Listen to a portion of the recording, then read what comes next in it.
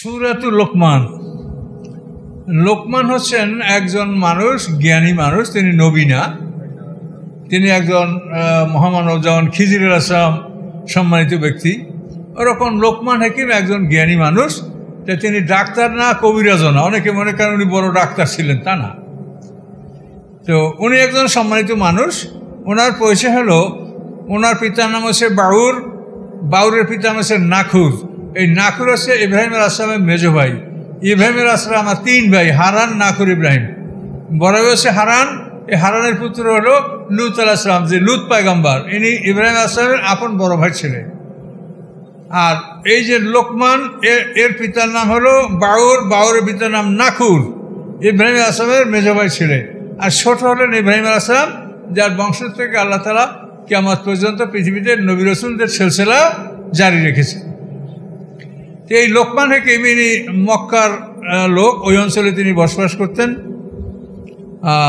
তো এই জন্য এটার কারণ হচ্ছে যে মক্কার লোকেরা বলে নবীরা সব এক দলের মানুষ, এক কথা কয়, অন্য দলের লোকে তো এই কথা কেউ বলে না। তখন আল্লাহ বলেন যে অন্য দলের লোকেও এই কথা বলার মতো আছে, তোমরাই চেনো, তোমরাই জানো, তোমাদের পরিচিত লোক দেখবার সেও এই নবীদের মতো কথা বলছে। তখন এই লোকমান হাকিমের জীবন তুলে ধরা হলো, যে ছেলেদেরকে উপদেশ দেওয়া হয়েছে তুলে ধরা হলো। এখন দেখা গেল যে নবীরা যা বলে লোকমান হাকিম ওই কথাই বলছে। কাজেই আল্লাহ যাদেরকে নবুয়াত রাসালাত দান করেন তাদের কথা, পৃথিবীর সমস্ত ভালো মানুষের কথা, এটা একই কথা। আউযু বিল্লাহি মিনাশ শাইতানির রাজিম।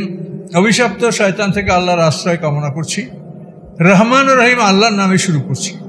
আলিফ লাম মিম আয়াতে মুতাশাবিহাত। তিলকা আয়াতুল কিতাবেল হাকিম। এই আয়াতগুলি বিজ্ঞানময় কিতাবের আয়াত। বিজ্ঞানময় অর্থাৎ চূড়ান্ত জ্ঞান। এই জ্ঞানের মধ্যে কোনো কমতি নেই, ঘাটতি নেই। চূড়ান্ত জ্ঞান নিয়ে এই কিতাব অবতীর্ণ হয়েছে। এই কিতাব কি? হুদা ওয়া রাহমা, পথ নির্দেশ, মানুষকে পথ দেখায়, কোন পথে জান্নাতে যাওয়া যাবে সেই পথ এই কোরআন আপনাকে দেখাচ্ছে। আর রহমাতাল লিল মুহসিনিন, এবং এই কোরআন সৎকর্মশীলদের জন্য রহমত। এই কোরআনের বিধান পালন করলে আল্লাহর রহমত পাওয়া যাবে, সব দিক থেকে শান্তি পাওয়া যাবে, মনের শান্তি পাওয়া যাবে, এটা রহমত। তো মুহসিনিন কারা? আল্লাযিনা ইউকিমুনাস সালাতা। মুহসিনিন বা সৎকর্মশীল কারা? যারা সালাত প্রতিষ্ঠা করে। ওয়া ইউতুনাজ যাকাত, এবং যারা যাকাত আদায় করে। এখন এই সালাত আর যাকাত যে পাশাপাশি দুইটা কথা সব জায়গায় বলা হচ্ছে। এই জন্য কেউ যদি নামাজ পড়ে যাকাত না দেয়, তার নামাজ কবুল হবে না। আল্লাহ না করে কিরকম যদি কোনো মানুষ থাকে যে মসজিদে নিয়মিত নামাজ পড়ে, কিন্তু ব্যাংকে তার টাকা জমা আছে, ওই টাকার যাকাত দেয় না, তাহলে তার নামাজ কবুল হবে না। আল্লাহ বলেন মুহসিনিন বা সৎকর্মশীল কারা? আল্লাযিনা ইউকিমুনাস সালাতা, যারা নামাজ প্রতিষ্ঠা করে, জামাত সহকারে নামাজ আদায় করে, ওয়া ইউতুনাজ যাকাত, এবং যাকাত আদায় করে, অহুম বিল আখিরাতি হুম ইউকিনুন, এবং তারা আখিরাতের উপরে দৃঢ় বিশ্বাস রাখে। এই বৈশিষ্ট্য যাদের, তারা হচ্ছে মুহসিন বা সৎকর্মশীল। উলাইকা আলা হুদাম মির রাব্বিহিম, এই লোকগুলি রবের পক্ষ থেকে হেদায়েতের উপর প্রতিষ্ঠিত রয়েছে।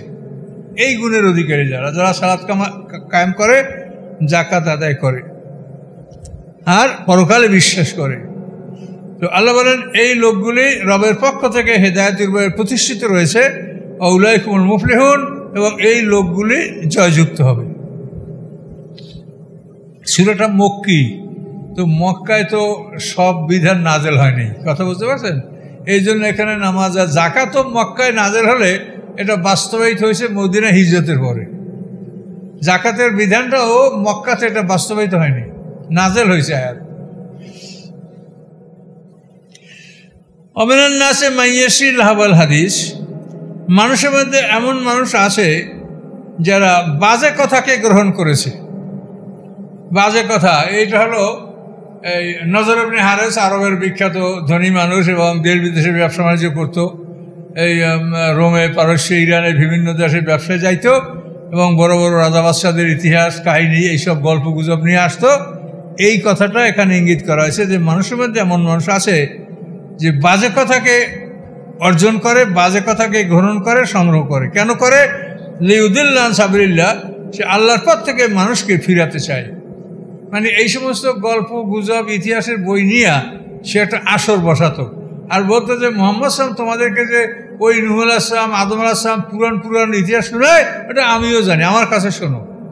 এভাবে প্রাচীন মানে রুস্তুম, ইস্ফান্দারিয়া, এই সমস্ত আগেকারের বড় বড় রাজা বাদশাদের ইতিহাস শোনাইতো। কে? এই লোকটা নজর ইবনে হারিস, আরবের লোক। এই জন্য আল্লাহ বলছেন এটা কেন করতো?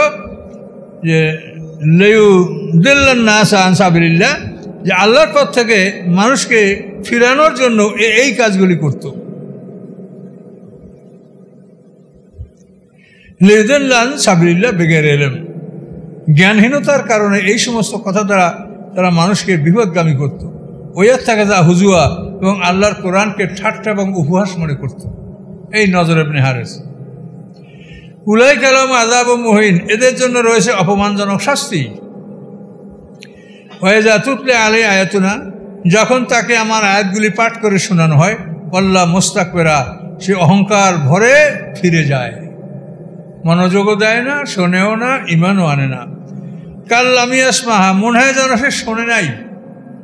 কোরআনের আয়াতগুলি শুনলে সে অহংকার করে এমনভাবে চলে যায় যে মনে হয় যেন শোনে নাই, কানে ঢোকে নাই। কান্নাফি উজনাহি আকরা, মনে হয় যেন তার কানের মধ্যে বন্ধাত্ম চেপে গেছে, বন্ধাত্ম কানের মধ্যে ঢুকে আসে, যার জন্য এই কোরআনের কথা তার কানে ঢুকে না। ফাবাশির হবে আযাবিন আলিম, আল্লাহ বলেন হে রাসূল, তাকে আপনি বেদনাদায়ক শাস্তির সুসংবাদ আপনি তাকে শুনিয়ে দেন। নজর ইবনে হারিস এবং তার সঙ্গীদেরকে লক্ষ্য করে আল্লাহ তাআলা এই কথাগুলো বলেছেন। ইন্নাল্লাযীনা আমানু ওয়া আমিলুস সালিহাত, নিশ্চয়ই যারা বিশ্বাস করে এবং সৎকর্ম সম্পাদন করে, লাহুম জান্নাতুন নাঈম, তাদের জন্য রয়েছে নিয়ামতে ভরপুর জান্নাত, যে জান্নাতের নিয়ামতের কোনো শেষ নাই। মধুর নাহার, দুধের নাহার, শরাবের নাহার, আপনি কি চান?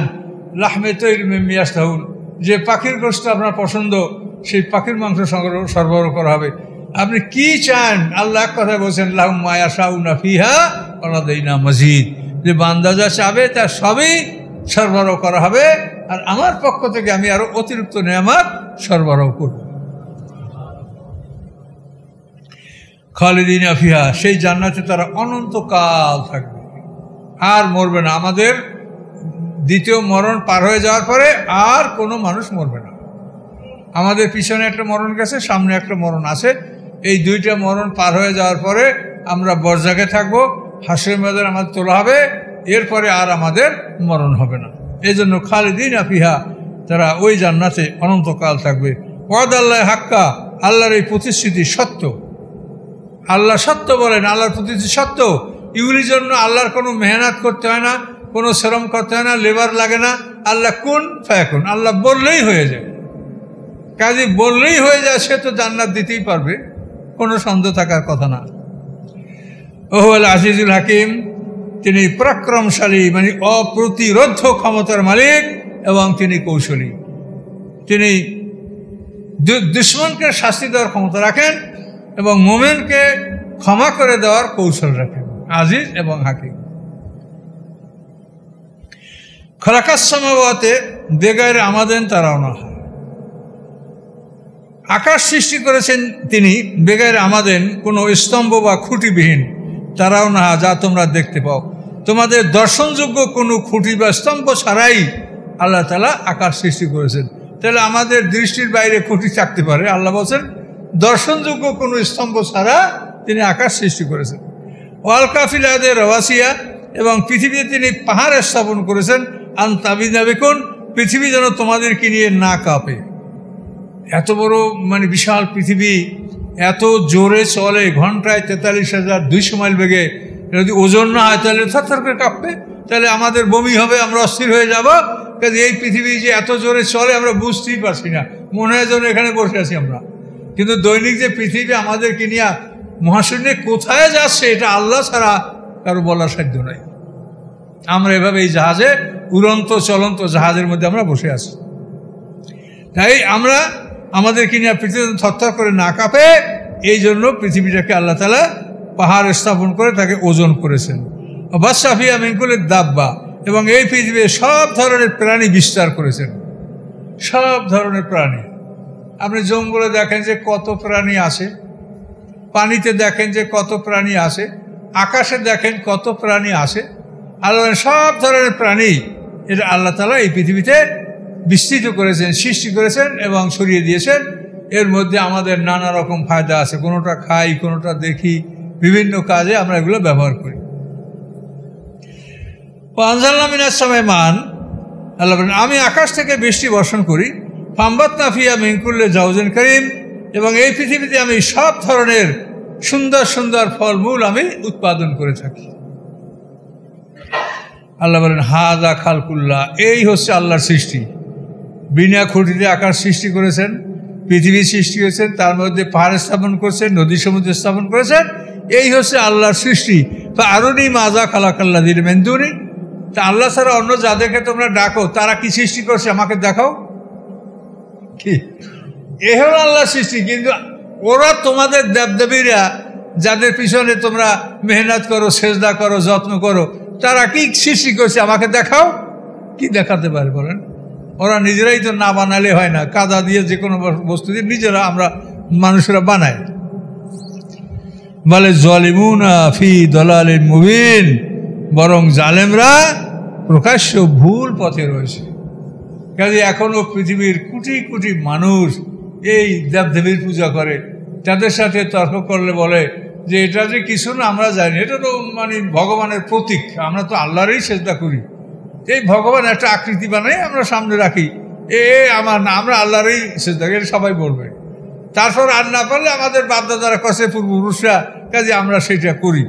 কিন্তু এটার জন্য তাদের কাছে কোনো দলিল নাই যে এই দলিলে এই মানে প্রমাণে এটা করা যেতে পারে, এমন কোনো দলিল প্রমাণ নাই। এরপরও পৃথিবীর বড় বড় মহাজ্ঞানী, বড় বড় শিক্ষিত মানুষেরা এগুলি করে যাচ্ছে। এগুলি অত্যন্ত পরিতাপের বিষয়।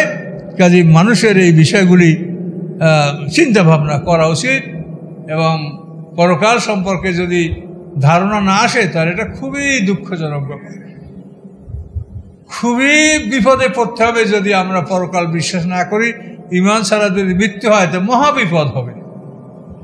তো এই জন্য আমরা আশা করি এই বিষয়গুলি আমরা ভালো করে চিন্তা ভাবনা করব।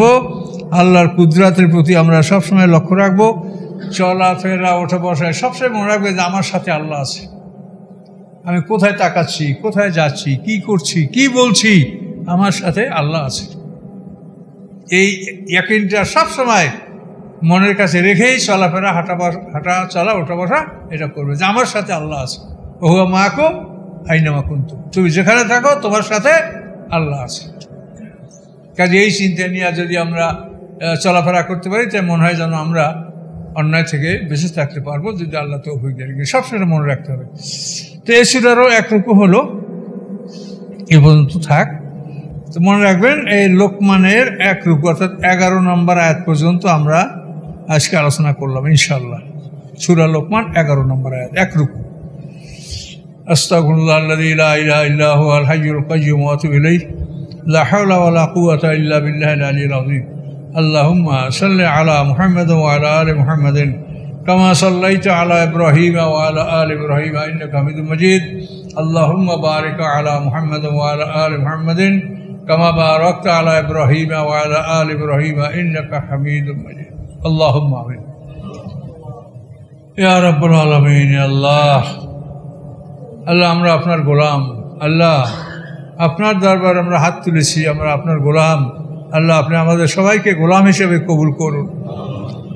আল্লাহ আমাদের এই জীবনের সম্পূর্ণ দায় দায়িত্ব আপনার হাতে আমরা ন্যস্ত করছি। আল্লাহ আল্লাহ আপনার হুকুম ছাড়া একটা গাছের পাতা পড়ে না, তা আমরা আপনার সৃষ্টি, আমাদের জীবনের দায় দায়িত্বটা আল্লাহ আপনি গ্রহণ করুন, যেন আপনার ইচ্ছার বাইরে আমরা একটা কদমও আমরা যেন আমরা না চালাই। আল্লাহ আমাদের জীবনের দায় দায়িত্ব আল্লাহ আপনি গ্রহণ করুন। ইয়া রাব্বুল আলামিন, আমাদেরকে যদি আপনি সব দিয়ে থাকেন মুহাম্মদ রাসূলুল্লাহ সাল্লাল্লাহু আলাইহি ওয়াসাল্লামের পাকে পৌঁছে দেন। আদম আলাইহিস সালাম হতে আজ পর্যন্ত আম্বিয়া, আউলিয়া, গাওস, কুতুব, উলামা, ফুজালা, শুহাদা, সালিহিন, সিদ্দিকিন, মুমিনিন, মুমিনাত যারা দুনিয়া থেকে বিদায় নিয়ে গেছেন তামামের পাকে সব পৌঁছে দেন। ইয়া আল্লাহ আমাদের পিতামাতা, আত্মীয় স্বজন যারা কবরে গেছেন, আল্লাহ তামাম আরওয়াহ পাকের সওয়াব পৌঁছে দিন। আল্লাহ আপনি আমাদের সকলের অসুখ বিসুখ ব্যারাম ফিরা এর থেকে আমাদেরকে আপনি মুক্তি দিয়ে দিন। সবাইকে শেফায়ে কুল্লি দান করুন আল্লাহ। আল্লাহ সবাই আপনার ইবাদত সঠিকভাবে পালন করতে পারে আপনি তৌফিক দান করুন আল্লাহ। আল্লাহ সকলের ঋণ পরিশোধ করার তৌফিক দিন, হালাল রিজিকের ব্যবস্থা করে দিন, আওলাদ পর্যন্ত নেককার বানাইয়া দিন, মানুষের মনকে কোরআনের দিকে ঝুঁকিয়ে দিন আল্লাহ। বাড়ি ঘরে যারা অসুস্থ আছে আল্লাহ তাদেরকে সুস্থতা দান করুন আল্লাহ। আল্লাহ যাদের ঘরে বালেগা মেয়ে আছে বিবাহের ব্যবস্থা করে দিন, বালেক ছেলে বিবাহের ব্যবস্থা করে দিন। আল্লাহ আপনি দয়া করুন, আল্লাহ আপনি দয়া করুন, আল্লাহ আপনার দয়া আপনার অনুগ্রহ আমরা কামনা করছি আল্লাহ, আপনি আমার প্রতি দয়া করুন আল্লাহ। সুবহান রাব্বিকা রাব্বিল ইজ্জাতি আম্মা ইয়াসিফুন, সালামুন আলাল মুরসালিন, আলহামদুলিল্লাহি রাব্বিল আলামিন। আসসালামু আলাইকুম।